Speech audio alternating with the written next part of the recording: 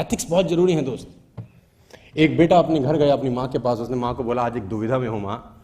तो माता ने बोला क्या हुआ? बोला बेटा आज एक ऐसा काम करने के लिए बोला गया है जिसमें पैसे तो बहुत हैं लेकिन मन गवाही नहीं देता। जिसमें पैसे तो बहुत हैं लेकिन मन गवाही नहीं देता।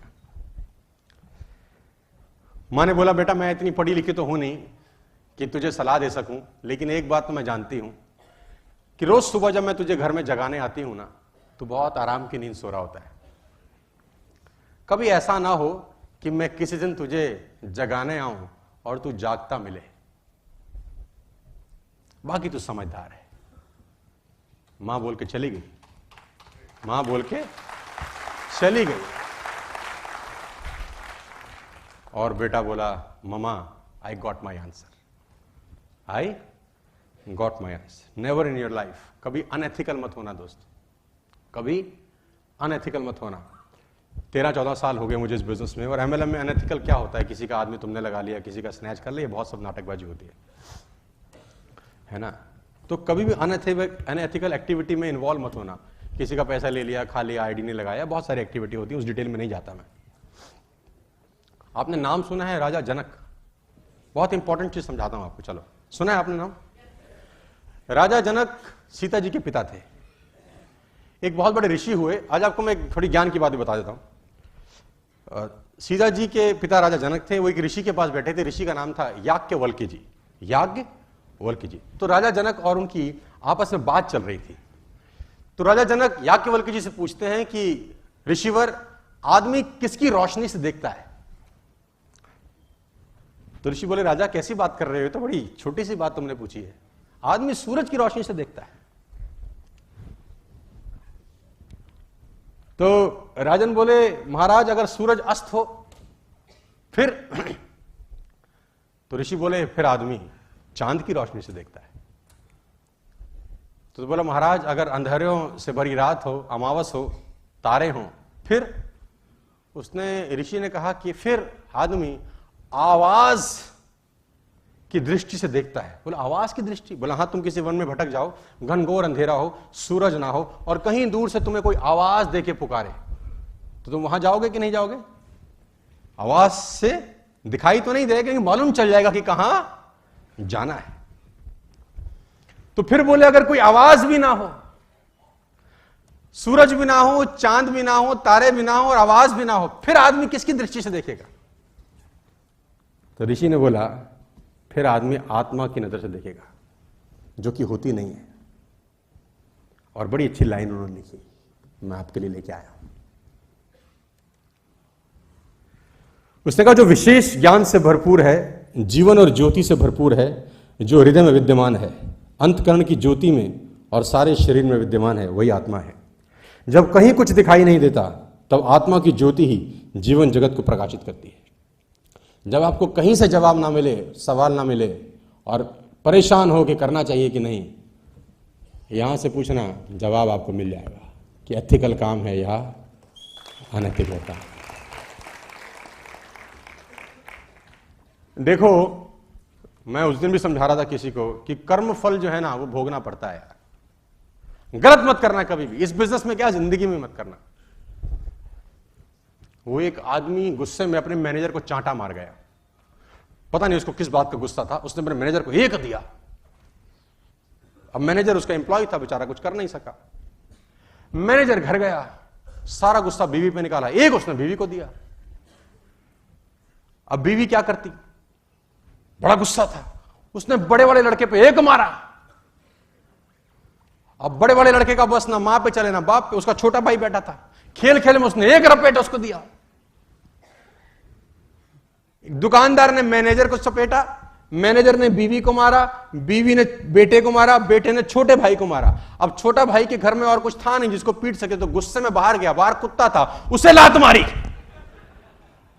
अब कुत्ते को जब लात मारी, कुत्ता भागा और उसने एक आदमी के पैर में काटा, और वह आदमी वही था जो दुकानदार जिसने मैनेजर को मारा था। तो मैं आपको बता दूं, एक चांटा भी किसी को गलत मारा तो कर्म फल तो भोगना ही पड़ता है सर। आप सोचो कि कुछ नहीं है तो खाता चल रहा है, उसका खाता बड़ा शानदार है, उसके खाते में 0.00001% एरर नहीं होता है ना। वो कहते हैं ना कि आंख ने फल देखा तो मन में लालसा हुई। अब आंख तो फल देखने तोड़ने जा नहीं सकती, फल देखा आंख ने, गए पैर। अब पैर ने देखा तो पैर तोड़ नहीं सकते, फल तोड़ा हाथ ने। जिसने देखा वो गया नहीं, जो गया उसने तोड़ा नहीं, जिसने तोड़ा उसने खाया नहीं, जिसने खाया उसने रखा नहीं, चला गया पेट में।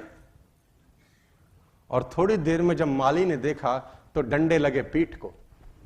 पीठ ने बोला हाय मेरा क्या कसूर था। लेकिन जब डंडे लगे पीठ को तो आंसू निकले आंख से, देखा उसी ने था। तो कर्म फल भोगना है यार। तो आत्मा से इस काम को करना अपने जिंदगी में। और मैं आपको एक प्रसंग सुना देता हूं, यहां पर शायद आपके काम आ जाए। मैं 2 ग्रंथों से बड़ा प्रभावित हूं, रामायण और महाभारत, और मैं अक्सर इनकी बातें भी करता रहता हूं ताकि वो पुराना इतिहास जो है उसमें जितना कुछ सीखने को है वो दुनिया में कहीं सीखने को नहीं है। बहुत कुछ सीखने को है राम जी के जीवन में, कृष्ण जी के जीवन में बहुत कुछ सीखने को है। और रामायण एक ऐसा पात्र है और ऐसी ग्रंथ है जिसमें एक एक चीज सीखने को है। मैं कभी कभी कुछ लेडीज से बात करता हूं, हम तो बहुत दुखी हैं जी, पति बेकार मिला है, बच्चे नालायक हैं। मतलब मेरी बात को अदरवाइज मत लेना, 70 to 80% पुरुष भी मिलते हैं रोते, महिलाएं भी रोती मिलती हैं।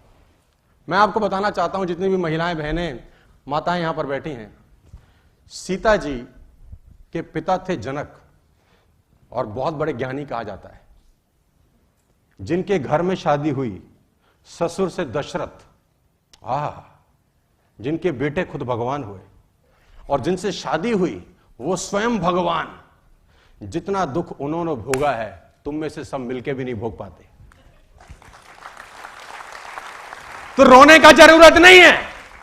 हाय हाय हाय हाय, दुख ही दुख है। एक एक पात्र से सीखने को है, राम जी से अलग सीखने को। भरत कमाल का काम है, मुझे बताने को खुशी होती है कि आत्मा से इस बिजनेस को करना। भरत जी को गद्दी सौंप रहे हैं, है ना। राम जी वनवास चले गए, भरत जी को बोला अब कोई नहीं है, 2 वचन थे, एक भाई ने पूरा कर दिया, दूसरा तुझको पूरा करना है कि तुझे राजगद्दी पे बैठना है। पिता मरते होकर 2 वचन दे गए हैं। भरत ननिहाल थे, ननिहाल से जब लौटे उनको बताया गया सारा प्रपंच हुआ है। भरत को बहुत गुस्सा आया, वो गद्दी पे नहीं बैठे सो नहीं बैठे। उनको खूब समझाया गया कि तुम्हें गद्दी पे बैठना है, ये पिता की आज्ञा है, पिता की आज्ञा मानना तुम्हारा फर्ज है। बड़े भाई ने भी मानी है तो तुमको भी मान। तो गुरु समझा रहे हैं, तो गुरु ने बोला अगर मैं समझाऊं तो भी नहीं बैठेगा, अगर मैं समझाऊं और मैं आज्ञा दूं तो भी भरत गद्दी पे नहीं बैठोगे। भरत ने बोला गद्दी पे बैठ तो जाऊंगा गुरुजी, लेकिन ये धरती रसातल को चली जाएगी, ये धरती रसातल चली जाएगी अगर मैं गद्दी पे बैठ गया। तो गुरुजी ने बोला भरत कैसी बात करते हो, इस धरती पे रावण कुंभकर्ण जैसे राक्षस हुए तब धरती रसातल नहीं गई है। रावण कुंभकर्ण जैसे राक्षस हुए, धरती रसातल नहीं गई। हिरण्याकश्यप जैसे राक्षस हुए, धरती रसातल में नहीं गई। भरत जैसा महात्मा बैठेगा तो धरती रसातल को चली जाएगी, कैसी बात करते हो। भरत ने बोला महाराज कुंभकर्ण रावण का भार धरती माता सहन कर लेती है क्योंकि उसको पता है कि राक्षस है। हिरण्याकश्यप का भार धरती माता सहन कर लेती है क्योंकि उनको पता है राक्षस है। लेकिन जब रावण, कुंभकर्ण और हिरण्याकश्यप का काम राम का छोटा भाई करने लगे तो धरती माता भरोसा किस पे करेगी, ये तो रसातल को ही चली जाएगी। मैं नहीं बैठूंगा। वो नहीं बैठे सो हमारा तो 4 इंची दीवार इधर उधर हो जाए बस, भगवान कसम कोर्ट केस हो जाते हैं। किसी का बंदा, किसी का पड़ोसी इस सेमिनार में कोई और ले आए, ओ हो भाई साहब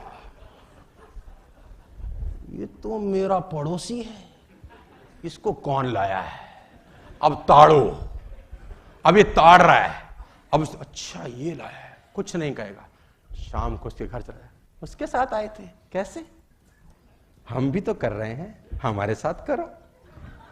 तेरा बाप लेके गया था उसको, साले सो रहा था 6 महीने से, तेरे को शर्म ना आई, लाया कोई और पंजा कौन मार रहा है, एक आईडी के लिए 500 रुपए के लिए, और राजपाट छोड़े बैठे हैं लोग।